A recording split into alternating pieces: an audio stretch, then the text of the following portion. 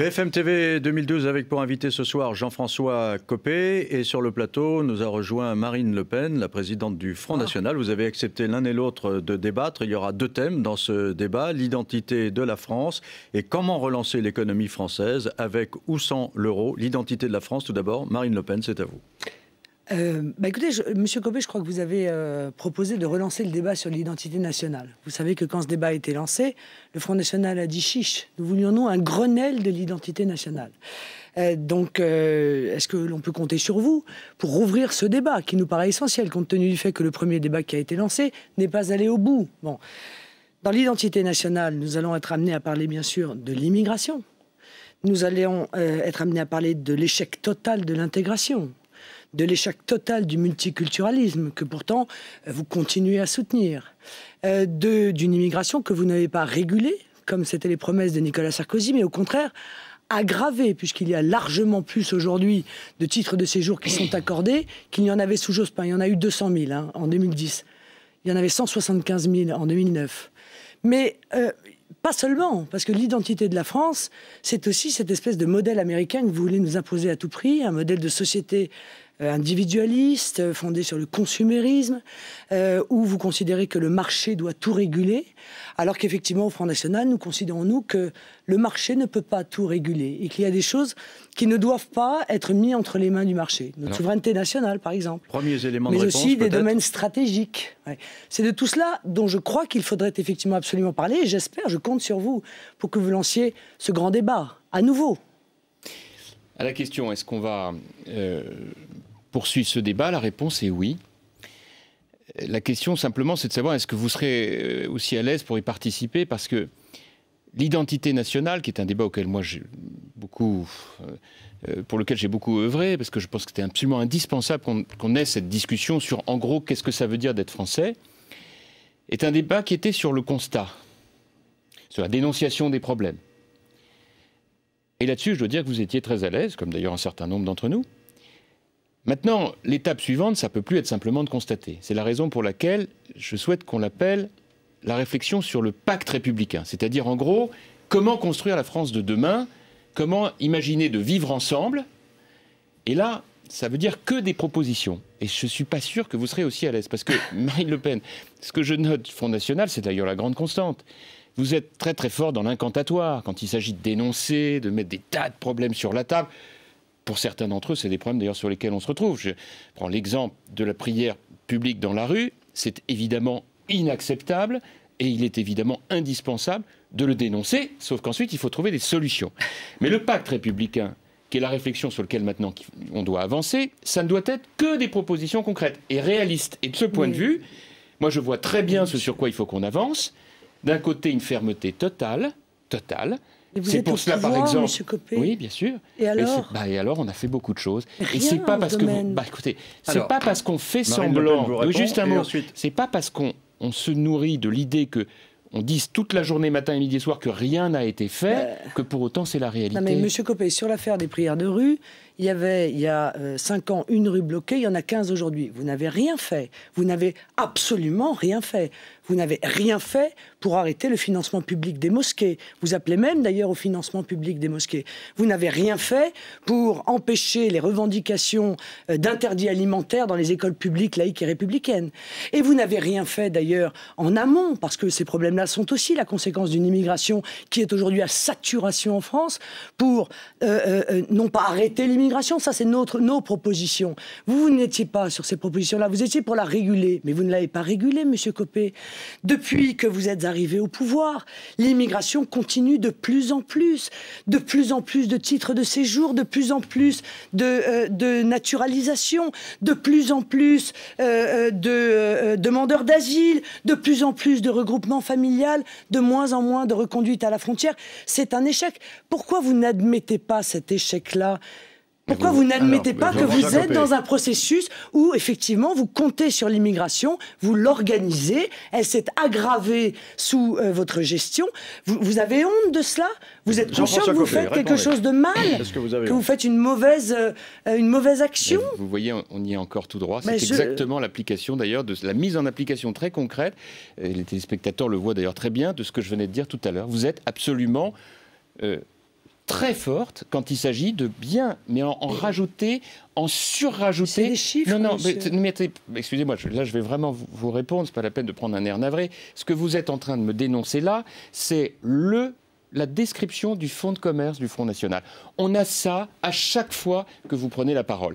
Vous me prenez les problèmes les uns après les autres, vous y allez franchement, tout ce qui est fait est absolument nul, c'est même à se demander comment on peut avoir des résultats pourtant aussi bons sur la délinquance, comme ça a été rappelé encore par Brice Hortefeux la semaine dernière, où tous les indicateurs, à l'exception de l'un d'entre eux, ont fait une chute spectaculaire, ce qui prouve qu'il y a des résultats. Mais pour rien au monde, au FN, on voudrait reconnaître qu'il y a des résultats. Ça pourrait casser le fonds de commerce. Vous voulez que je vous dise? Je vais vous dire une chose. Et c'est vrai d'ailleurs aussi bien sur les questions de délinquance que sur les questions d'immigration. Et je le retrouve aussi bien sur les prières de rue que sur d'autres sujets. Nous qui sommes totalement hostiles à ce type, évidemment, de pratiques que les prières dans les rues. D'ailleurs, c'est exactement conforme à l'article 10 de la Déclaration des droits de l'homme qui dit clairement qu'on doit exercer son culte, mais jamais en provoquant des troubles de l'ordre public. La vérité de tout ça, c'est que les problèmes, vous n'avez surtout pas envie qu'ils soient résolus, parce que les problèmes, vous en vivez.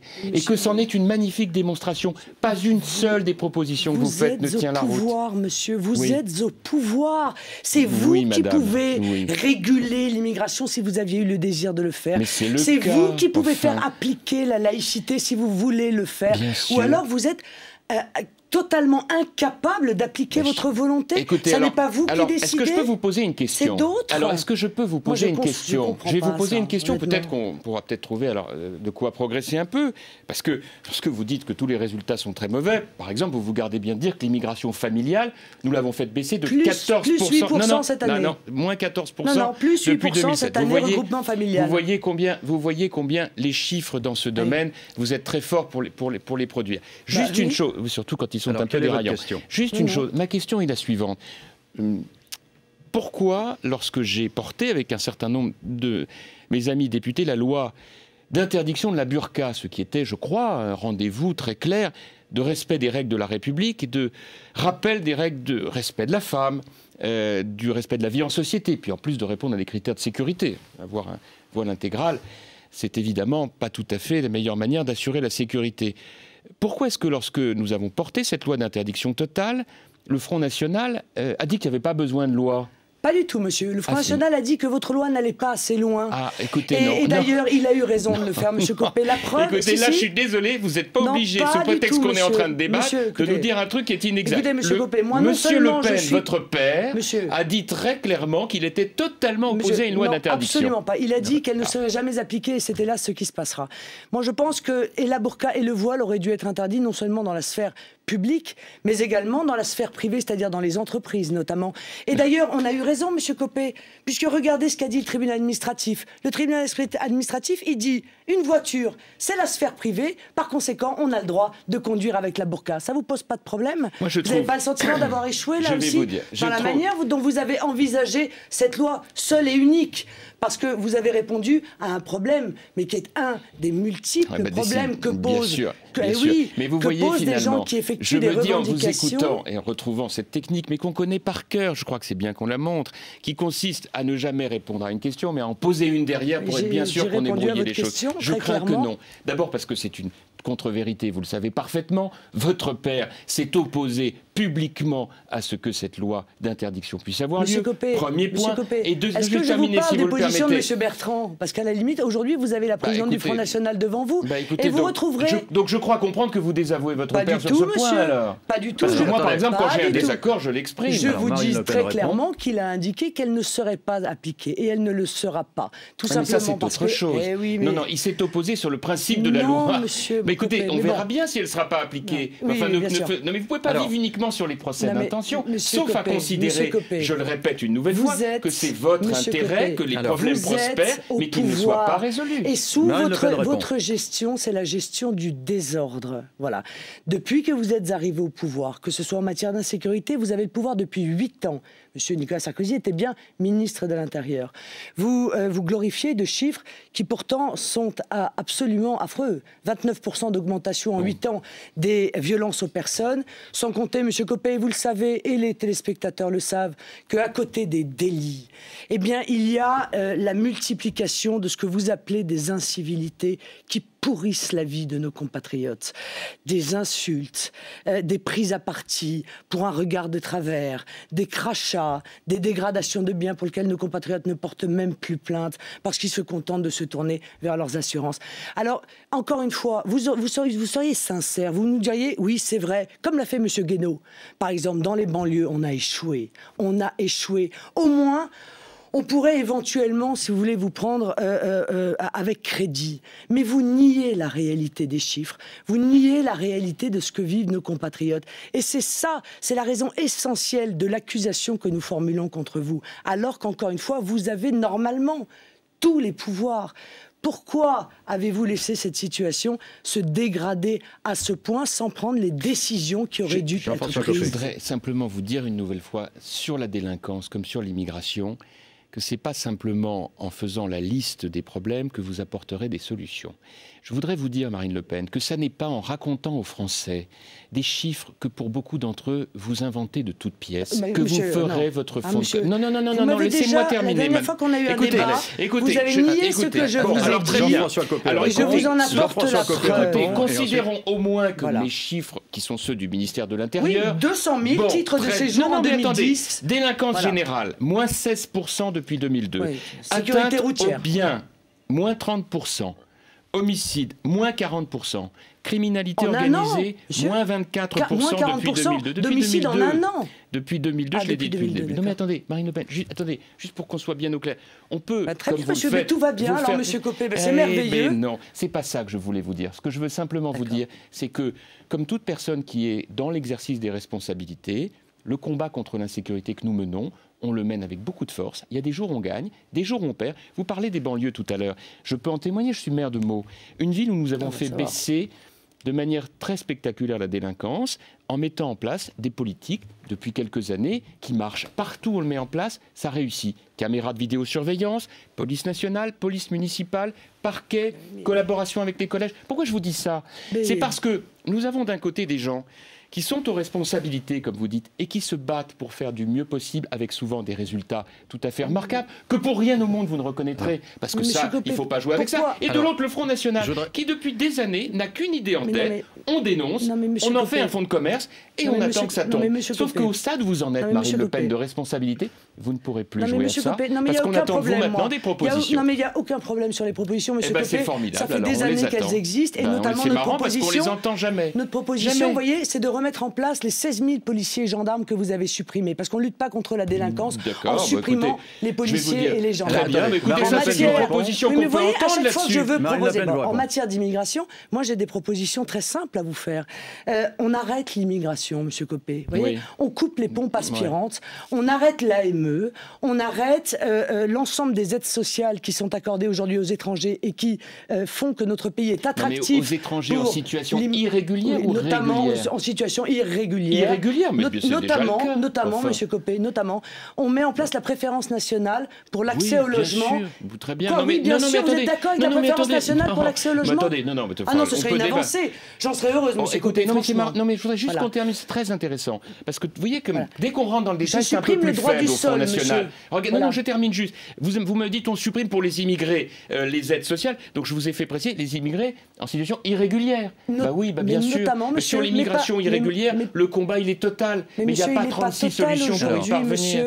Marine Le Pen vous répond, puis je voudrais quand même qu'on dise un mot. Des clandestins qui aujourd'hui accèdent à des aides sociales auxquelles même les Français n'ont pas accès. C'est inexact. Les soins qui sont accordés aux clandestins couvrent l'intégralité, y compris des traitements contre l'infertilité, y compris des soins dentaires intégralement, alors que des millions de nos compatriotes ne peuvent pas se soigner correctement. Nous venons de passer, d'adopter une loi qui restreint considérablement l'accès à l'aide médicale d'État. Alors, il nous reste 6 minutes. Il nous reste 6 minutes. C'est très aimable. Mais je suis désolée, vous êtes dans la contre-vérité depuis 10 minutes et me voilà menteur.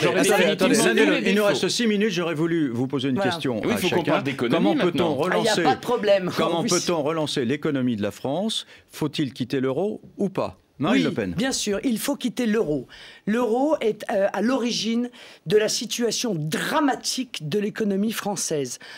À cela, il faut rajouter le processus ultralibéral qu'a soutenu et que continue à soutenir M. Copé, qui est en train de ruiner les classes moyennes, qui a entraîné des délocalisations de masse. Je crois que l'industrie automobile a délocalisé plus de 50% de sa production en l'espace de 4 ans, M. Copé. Et le retour aux vous avez ça va ouvert ça les frontières, vous avez mis nos salariés, nos industries en concurrence avec déloyale, avec des pays à très bas coût. M. Sarkozy avait promis la protection de l'espace européen. Eh bien, encore une promesse qu'il n'a pas tenue.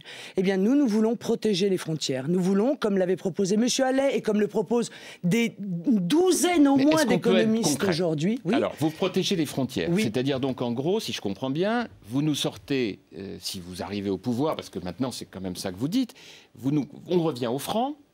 Et d'autre part, on ferme les frontières. Est-ce qu'on peut juste vivre ensemble les premières semaines d'une présidence Le Pen avec un retour au franc? Juste pour qu'on ait la séquence. Comment ça se passe? Mais il n'y a aucune difficulté. Parce que je vous entendais dire, on va supprimer la dette publique, on va la transférer à la Banque de France. Racontez-moi. Non mais Monsieur Copé, je vais vous dire une chose. Ne me prenez pas avec ce petit air arrogant, parce que quand on a les résultats que vous apportez en matière économique... Parce que quand on vous pose des questions, on est arrogant et vous pensez qu'on va tomber dans le panneau. Je sais que vous dites toujours que nous ne sommes pas crédibles, etc. On ne parle pas de crédibilité quand on a la responsabilité qu'à celle de l'UMP dans la situation économique et sociale. Je vais vous dire une chose, nous n'avons pas à rougir du travail que nous faisons pour la France. Croyez-moi. Dans la maison d'un pendu. D'accord, mais écoutez, nous n'avons pas à rougir de ce que nous faisons pour notre pays. Et croyez-moi, quand vous voyez les résultats sont catastrophiques, c'est vous qui le souhaitez. C'est plutôt que vous. Mais bien sûr. Écoutez, mais vous nous prenez pour quoi? Vous pensez vraiment, parce que vous allez dire que les résultats sont catastrophiques, ils le sont tant que ça? Alors racontez le retour au franc et les frontières. Racontez-moi ça. Promis Nicolas Sarkozy, sauf que lui voulait le faire aux frontières européennes et il ne l'a pas fait. Mais c'est pas du tout la même chose. Nous allons mettre en œuvre des protections aux frontières françaises. Oui, je pense qu'il faut anticiper, monsieur, la sortie de l'euro plutôt que de la subir. Vous savez pertinemment qu'il existe un risque très grave d'implosion de l'euro. Quel est votre plan, monsieur ? Quel est votre plan? Si l'euro implose, c'est quoi votre plan? Parce que notre plan, il est prévu. C'est effectivement le recours à la monnaie nationale. Alors comment on fait? C'est effectivement la sortie de la loi de 1973 qui oblige à aller emprunter sur les marchés financiers et donc qui a obligé la France depuis 1973 à payer 1350 milliards d'intérêts. Oui, vous l'avez dit. N'est pas rien. Mais ça, c'est encore du constat. Comment on fait? Monsieur, attendez, comment on fait? On remet la banque, on restitue à la Banque de France ses prérogatives. Et après, avant la loi de 1973. Donc ça veut dire que la dette que nous avons en euros aujourd'hui, nous avons une dette en euros comme tous les pays. Très bien, donc on prend la dette et on l'amène à la Banque de France. Et on la convertit en francs. Mais c'est pour comprendre, juste, attendez. Oui, parce que les Français vont vous poser plein de questions là-dessus. Ils doivent être rassurés parce que écoutez, pour l'instant, il y a de quoi s'inquiéter quand même. Nous allons recourir à la monnaie nationale. Un franc, un euro. Non, il n'y a pas de quoi s'inquiéter. Ce qui est inquiétant, monsieur, c'est votre gestion. Mais comment vous faites? Il n'y a absolument aucun problème de... Mais quel est l'intérêt économique de faire un franc, un euro? Parce que, monsieur, nous pourrons ainsi opérer une dévaluation compétitive donc ça sera plus un qui franc, va un euro. Oxygéner notre économie.